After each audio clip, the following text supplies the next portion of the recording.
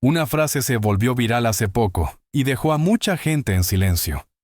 Una mujer decía, sin dudar, que necesitaba un hombre que ganara al menos 500,000 al año, porque su mantenimiento mensual costaba 20,000. Otra aseguraba que dividir la cuenta en una cita era una forma de abuso financiero. Y no eran bromas ni exageraciones sacadas de contexto. Había miles de comentarios apoyándolas, normalizando ideas que hace solo unos años habrían parecido una sátira.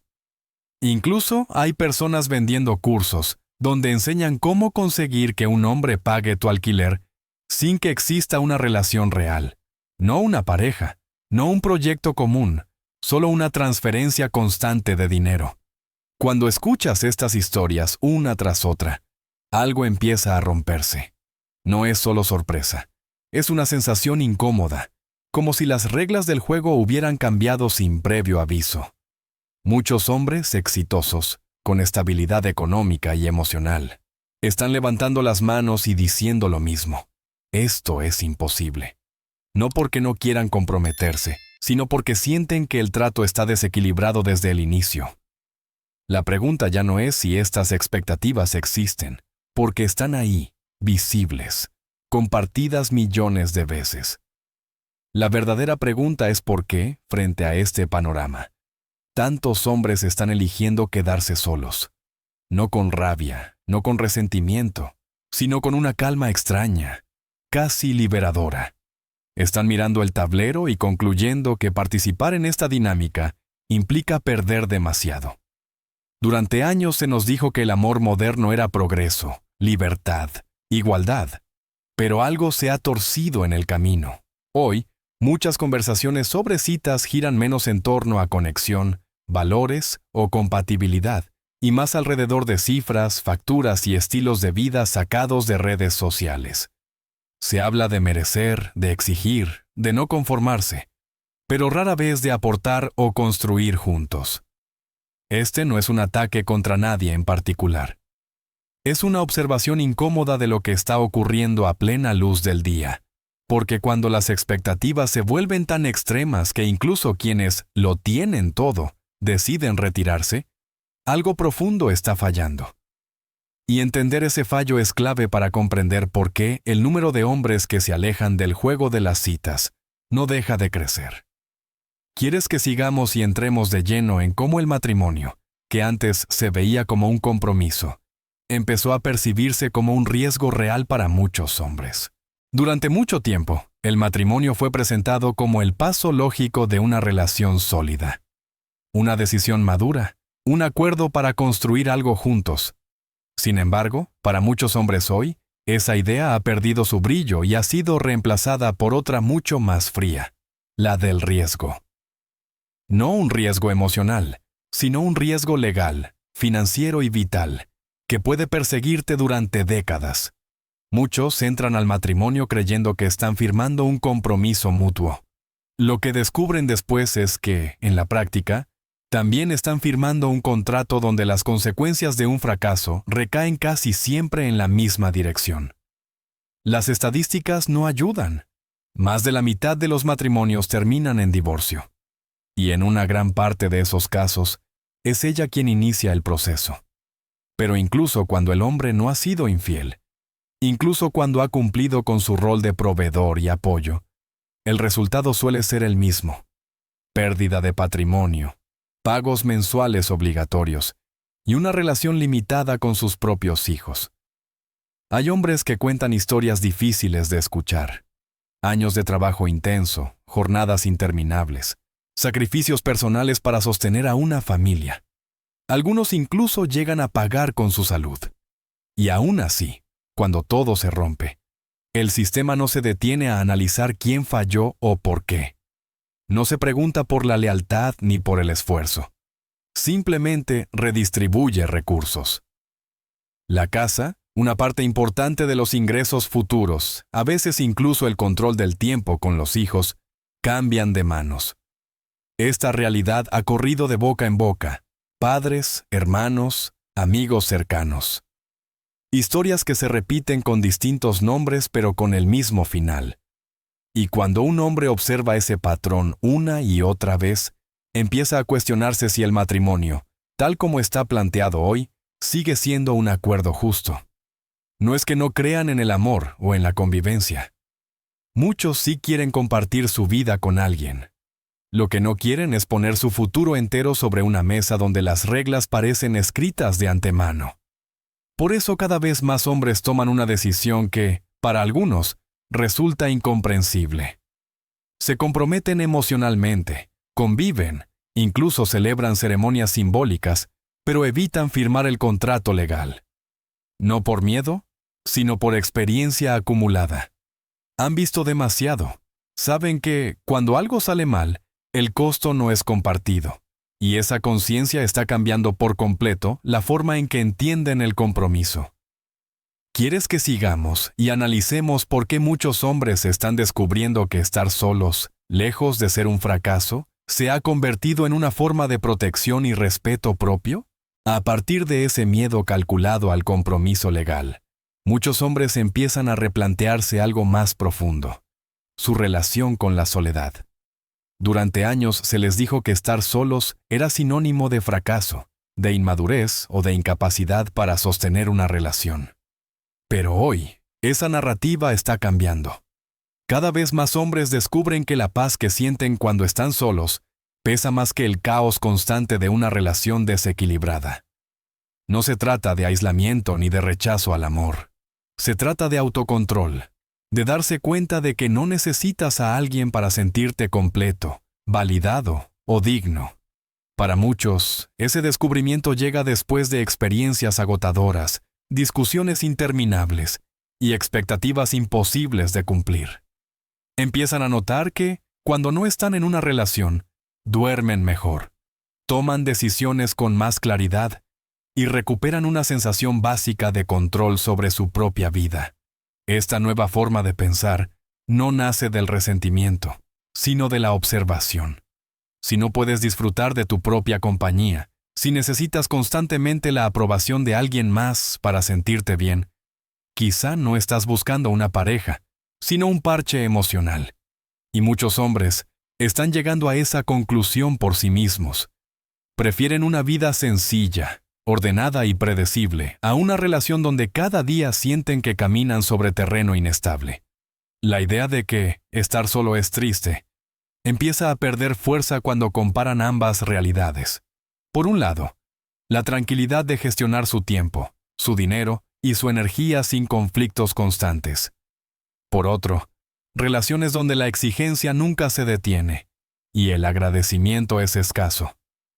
En ese contraste, la soledad deja de verse como un castigo y empieza a aparecer una forma de respeto propio. Este cambio enfurece a algunas personas, porque cuando un hombre deja de buscar validación externa, deja también de ser manipulable. Ya no entra en juegos, no persigue aprobación, no compite por atención, simplemente vive. Y esa independencia emocional, lejos de ser egoísmo, se convierte en una barrera natural frente a dinámicas que antes aceptaba sin cuestionar. ¿Quieres que sigamos y veamos cómo esta mentalidad conecta directamente con la idea de que las citas modernas, para muchos hombres, se han transformado en una forma de explotación financiera disfrazada de romance? Con esa nueva forma de ver la soledad, muchos hombres empiezan a observar el mundo de las citas con otros ojos. Y lo que ven no siempre resulta romántico. Para ellos, salir con alguien ya no se siente como un encuentro entre dos personas que quieren conocerse, sino como una negociación encubierta donde el dinero ocupa el centro de la escena. La conversación ya no gira alrededor de afinidades o proyectos, sino de quién paga, cuánto paga y qué se espera a cambio. Algunas expectativas han llegado a niveles que rozan lo absurdo. Hay mujeres que consideran ofensivo dividir la cuenta, como si la idea misma de compartir gastos fuera una falta de respeto. Otras directamente presentan la cita como una factura anticipada. El cabello, las uñas, el maquillaje, la ropa. Todo se enumera y se traduce en cifras, como si el simple hecho de aparecer ya generara una deuda. Hay casos en los que se exige el pago incluso antes de la primera cita. y cuando el hombre se niega, es señalado como tacaño o abusivo. También existe una práctica cada vez más común que muchos hombres describen con ironía amarga. Mujeres que admiten abiertamente que salen a citas solo por la comida gratuita. No buscan conexión ni interés real. Tienen una agenda organizada. Un hombre paga el sushi el lunes, otro cubre la cena elegante el miércoles. Un tercero se hace cargo de las copas el fin de semana. No hay engaño sentimental, pero sí una clara instrumentalización. Ellos no son personas, son recursos.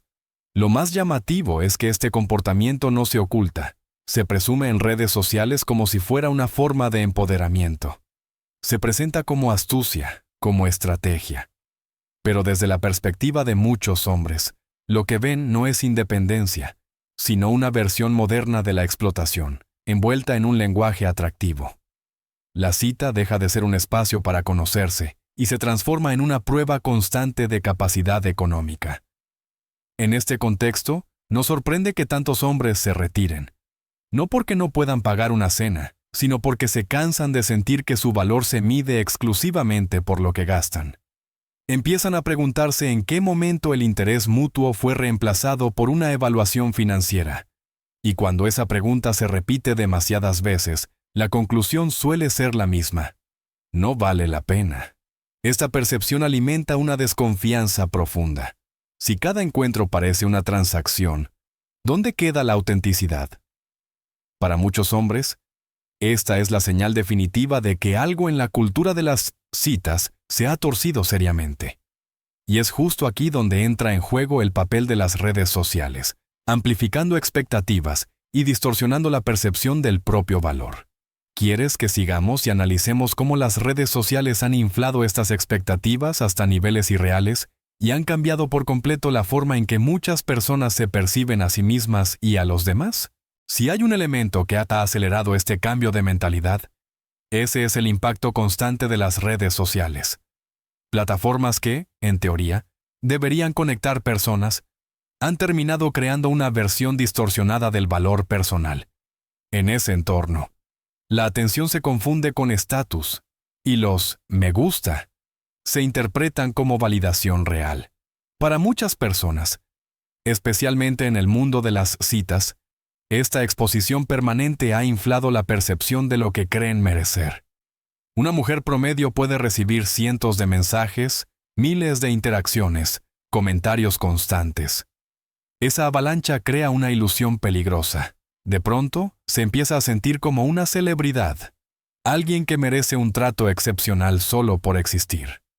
El problema es que gran parte de esa atención no representa interés genuino ni compromiso, sino curiosidad pasajera o deseo superficial. Aún así, se interpreta como prueba de un valor de mercado mucho más alto del que existe en la realidad. Aquí aparece una frase que se repite con frecuencia y que resume esta mentalidad. Yo soy la mesa. No se plantea qué se aporta a la relación, qué se construye en conjunto. La simple presencia se presenta como suficiente. Las expectativas crecen, pero la disposición a contribuir no lo hace en la misma medida. Se exige un estilo de vida sacado de Instagram, con viajes lujosos, restaurantes caros y compras constantes, sin comprender cómo se genera realmente la riqueza que financia ese mundo idealizado. Muchos hombres observan esta contradicción con frustración. Ven a personas que trabajan a tiempo parcial, con poca estabilidad financiera, hablando de mentalidad de abundancia y visualizando yates y aviones privados. Rechazan relaciones reales y equilibradas porque esperan que, en cualquier momento, aparezca ese hombre perfecto que las redes sociales les prometieron. Pero esa promesa rara vez se cumple. Y cuando no se cumple, la responsabilidad nunca se asume. Siempre hay una excusa externa. Las redes no solo inflan expectativas, también borran la autocrítica. Cuando algo falla, no hay reflexión, solo justificación. Si la relación termina, no es por decisiones propias, sino porque el otro no estuvo a la altura. Este rechazo sistemático a la responsabilidad personal crea un choque frontal con la realidad. Y ese choque lo sienten, sobre todo, quienes están al otro lado intentando construir algo sincero. En este escenario, muchos hombres llegan a una conclusión clara. Competir contra fantasías digitales es una batalla perdida. No importa cuánto esfuerzo pongas, la comparación nunca termina. Y es precisamente esta desconexión entre expectativas y realidad la que abre la puerta a un fenómeno aún más extremo, donde las demandas dejan de ser implícitas y pasan a formularse sin ningún pudor. ¿Quieres que sigamos y entremos en el punto más intenso del relato, donde se acumulan los ejemplos más extremos y las exigencias alcanzan niveles que rozan lo absurdo? Aquí es donde el relato alcanza su punto más intenso. Las expectativas dejan de ser insinuaciones y se convierten en listas explícitas, detalladas, casi administrativas. Aparecen publicaciones virales donde se enumeran requisitos no negociables como si se tratara de una oferta de empleo de alto nivel. Altura mínima, ingresos anuales de 6 cifras, varias propiedades, disponibilidad total, aceptación de hijos de relaciones anteriores y, aún así, paciencia ilimitada y ausencia total de exigencias a cambio. Todo presentado con absoluta normalidad. Algunos ejemplos rozan lo surrealista. Mujeres que calculan el coste mensual de su mantenimiento y esperan que alguien más lo asuma sin cuestionar.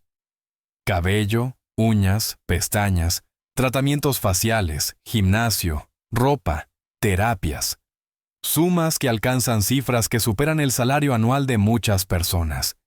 Y no se plantean como un apoyo ocasional, sino como una condición básica para estar en una relación. Para muchos hombres, escuchar estas cifras no provoca admiración, sino una alarma inmediata. La idea de la labor emocional lleva esta lógica aún más lejos. Hay quienes ponen precio a cada gesto dentro de la relación. Escuchar, responder mensajes, mostrar apoyo. Todo se convierte en un servicio facturable. La pareja deja de ser un vínculo y se transforma en una consultoría permanente. Desde fuera parece una parodia, pero ocurre de verdad y se defiende con seriedad. A esto se suma la expectativa de financiación total del estilo de vida. No solo citas y regalos, sino vivienda, viajes internacionales, coches, celebraciones exageradas y experiencias diseñadas exclusivamente para ser mostradas en redes sociales. Se espera que un hombre mantenga 2 hogares, el suyo y el de ella, mientras su contribución se reduce a estar presente. En ese punto, muchos hombres dejan de hablar de relación y empiezan a usar otra palabra: patrocinio. Lo más desconcertante es que estas demandas se formulan sin vergüenza. Se presentan como estándares legítimos, como si cuestionarlos fuera una falta de ambición o de mentalidad abierta. Pero desde la perspectiva de quien escucha, el mensaje es claro. No se busca construir algo juntos, sino extraer el máximo beneficio posible mientras dure. Este cúmulo de exigencias no solo agota, también despierta una sensación de injusticia profunda. Porque cuanto más se pide, menos parece importar la persona que está al otro lado. Y es precisamente en este punto, cuando la balanza se inclina por completo, donde muchos hombres empiezan a hablar de manipulación, de dobles estándares, y de un juego donde las reglas cambian según convenga. ¿Quieres que sigamos y analicemos cómo estos dobles estándares y mecanismos de control emocional terminan de romper la confianza y aceleran la retirada masculina de las relaciones modernas? Después de ese pico de exigencias, aparece un patrón que muchos hombres reconocen de inmediato. Las reglas no son iguales para ambos lados. Se pide transparencia total, pero solo en una dirección. Se exige conocer ingresos, ahorros, inversiones y planes futuros, mientras cualquier pregunta sobre deudas, gastos o hábitos financieros propios se considera una invasión intolerable. La desconfianza se redefine según convenga. Cuando ella pone límites, es autocuidado. Cuando él los pone, es control. Esta asimetría se extiende al terreno emocional. Se espera disponibilidad constante, respuestas inmediatas, atención permanente. Buenos días, buenas noches, mensajes a lo largo del día, presencia en cada crisis, incluso en las más pequeñas. Pero cuando el hombre necesita apoyo, se le recuerda que su pareja no es su terapeuta. El cuidado emocional se convierte en una obligación unilateral, no en un intercambio. También surge el juego del control sutil.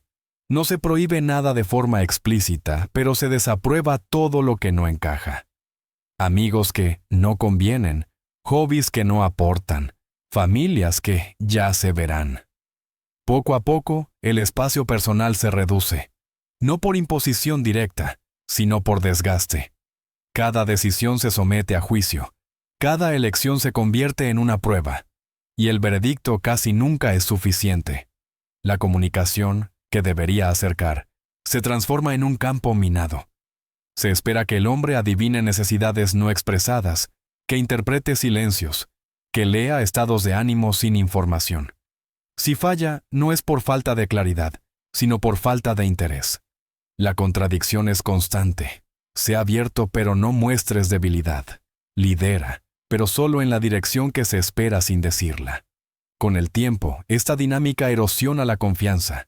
No hay seguridad, solo vigilancia, no hay descanso, solo evaluación continua.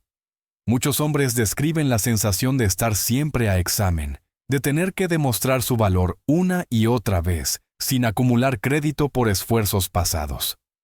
Todo cuenta en su contra, nada a su favor. Cuando se suman estos dobles estándares a las exigencias económicas y a la presión constante, la conclusión se vuelve inevitable. No se trata de una relación desequilibrada por accidente, sino de un sistema que premia la extracción y penaliza la reciprocidad. Y frente a eso, cada vez más hombres toman una decisión silenciosa: retirarse antes de perder algo más que dinero, perderse a sí mismos. ¿Quieres que sigamos y veamos cómo esta acumulación de tensiones provoca una reacción colectiva, donde muchos hombres dejan de discutir y simplemente se apartan del juego? Con el paso del tiempo, estas experiencias dejan de ser casos aislados y se convierten en una tendencia visible. Muchos hombres no anuncian su decisión, no escriben manifiestos ni buscan confrontación.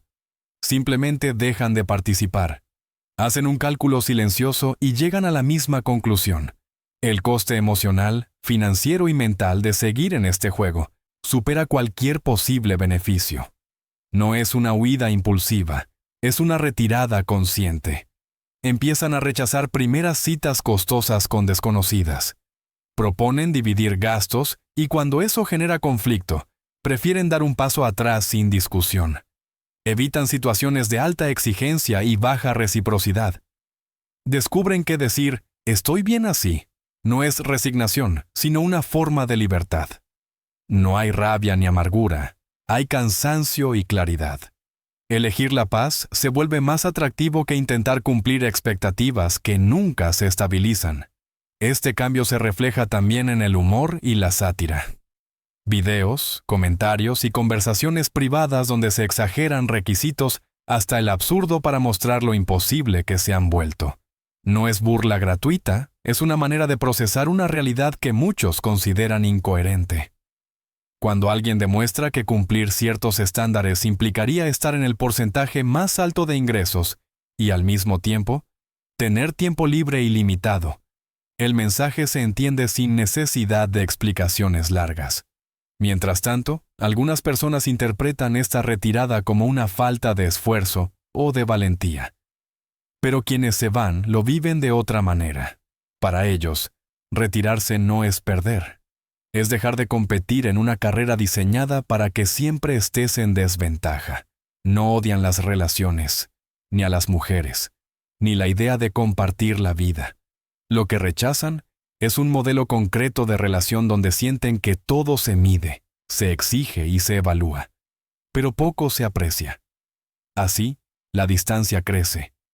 Cada vez hay más hombres que prefieren invertir su energía en trabajo, amistades, proyectos personales o simplemente en una vida tranquila. Y cuanto más común se vuelve esta elección, más evidente resulta que el problema no es individual, sino estructural. Algo en el acuerdo implícito de las relaciones modernas ya no convence a una parte creciente de la población. ¿Quieres que cerremos el relato analizando qué significa realmente este distanciamiento y por qué el problema no es el amor en sí, sino el tipo de trato que se ha normalizado? Llegados a este punto, es importante aclarar algo que muchos malinterpretan.